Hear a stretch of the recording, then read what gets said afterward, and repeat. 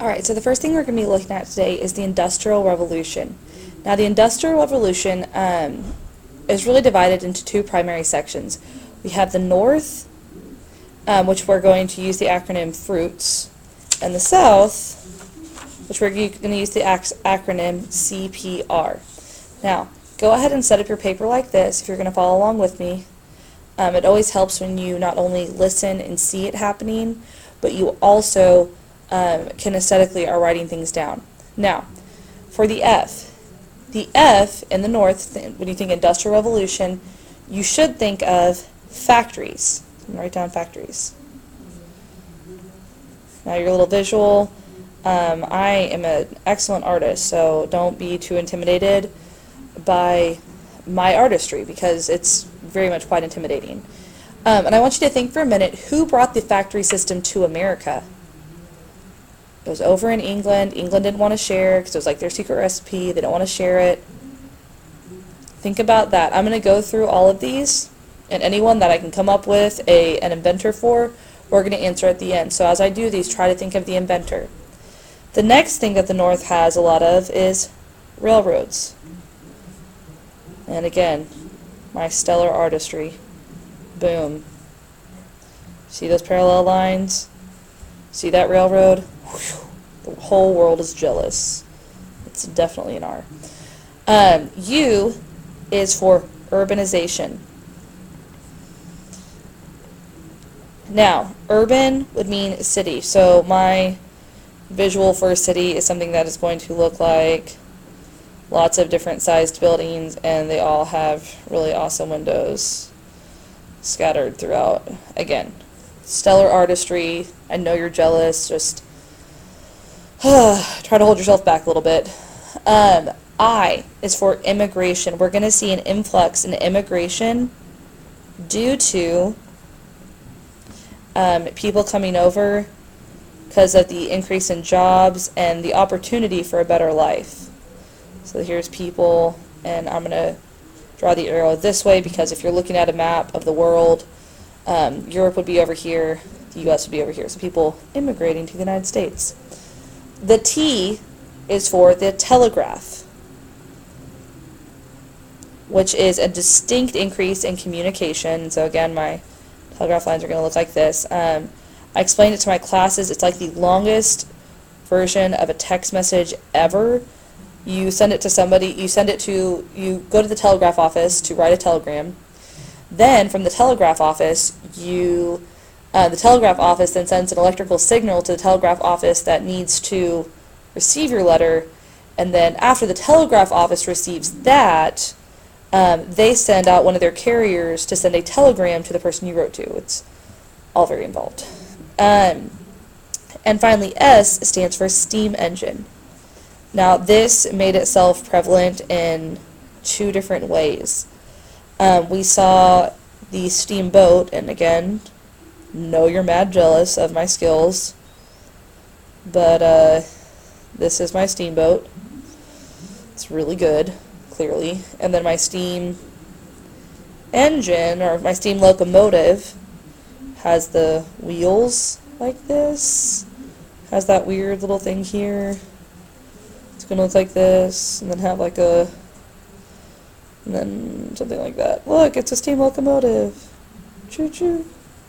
Again, steam locomotive, and the steam boat. Now the steamboat is going to allow for travel to go up and down the Mississippi River, which is going to change trade a lot. Hopefully you've had time to think about the inventors of these items. Who brought the factory system to America? Samuel Slater. Now, we could talk about the inventor of the railroad, but I don't think that's as important as the inventor of the telegraph. Samuel Morse. And then the steam boat is Robert Fulton. He improves it. Here. And then the steam locomotive is Peter Cooper. Now, when you're thinking of Peter Cooper, I think it helps to remember, coop, coop, That sounds to me like a choo-choo, but it's coop-coop. I don't know. I think it's cute. Robert on the river. Get it? Robert going up and down the river. Fulton. Boom. And a way to culminate all of this, okay, the fruits for the North. Think fruits of our labor. It's all about labor. It's about people coming to cities. In the North, we're going to see so many more factories go up.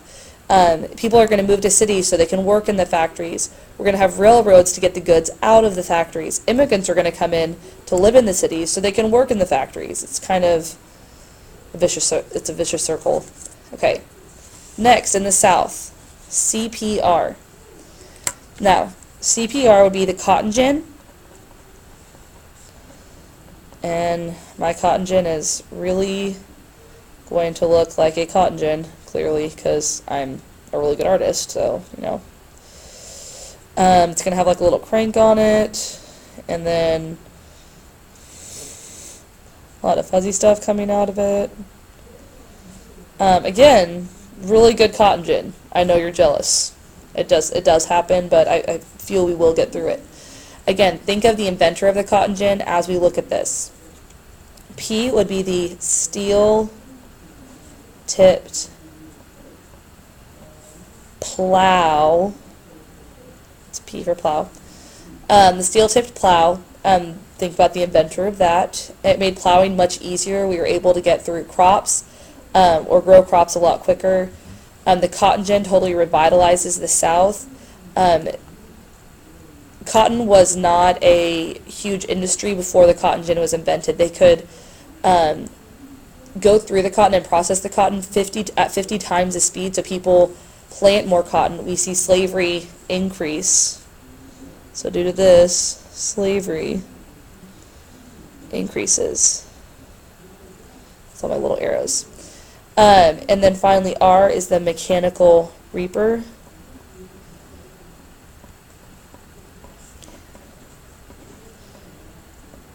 The reaper makes it easier to grow crops. It makes it easier not to grow crops, but to harvest the crops and take down things. Now, the steel-tipped plow, the mechanical reaper, I'm not even going to attempt because, like I said, my drawing will just intimidate you. All these, though, have to do with agriculture.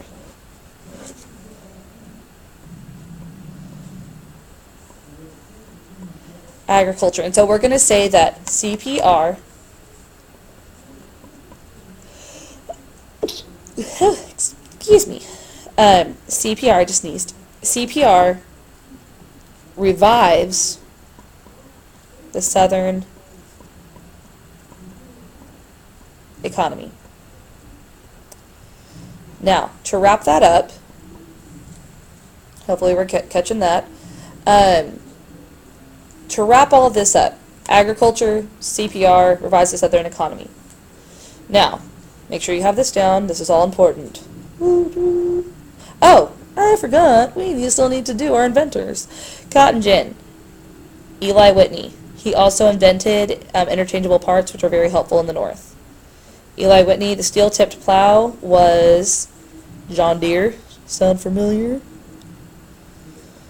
It's kind of a big deal these days. And then Cyrus McCormick, and I'm really going to hope I spell his last name right. McCormick. Regardless if Cyrus McCormick is his name. It's his name. Okay, so we have the South. We have the North. Factories, city life, urban life, agriculture. Okay, so to wrap it up. And look, I have a paper that says wrap it up. If you want to flip over your other paper and write wrap it up on it, go on ahead. Now, to wrap it up, a few things that I feel like are important for you to know. People are moving to cities. In the North, people move to cities. And what do we call this? Urbanization, because urban means city. So think cityization. America is becoming more self-sufficient. We're not having to rely on other countries to process our goods as much anymore. We can do it ourselves. More self-sufficient. Technology is on the rise, and this last one is a big one.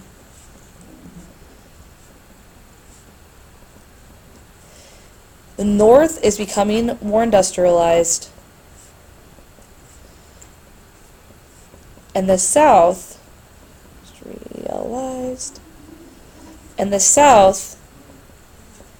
is becoming more agricultural. And guys, they're just going to keep drifting further and further apart. Agricultural. The whole idea here, if this is happening, then what I know to be true is that the North is becoming more industrialized. We're going to have more cities, more city life, which is a faster paced life. The South is becoming more agricultural. They're depending more on slavery. They still permit a slower lifestyle in the South, just because it's the farm life. Farm life just runs a lot differently than city life. They are like two people who used to be best friends and are now slowly getting involved in different things, and they're drifting apart. And the more they get involved in their, kind of like if you have two best friends who do different sports, the more they get involved in their sport, the less they're going to have in common with each other. That's like what's happening here. Except for it's like this, like the North is in band and the South is an athlete. And so the North is getting more into their instruments and playing music and all the things that go along with that, their concerts, their competitions, UIL, all of that.